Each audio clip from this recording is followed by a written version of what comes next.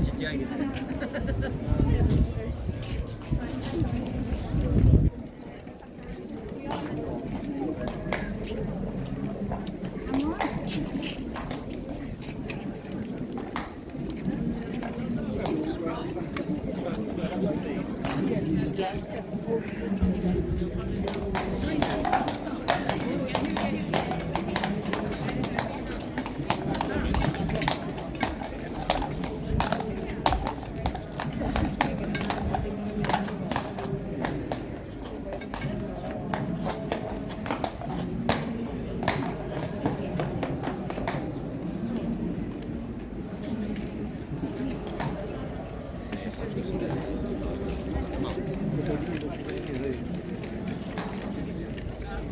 Right, so we're putting it back in.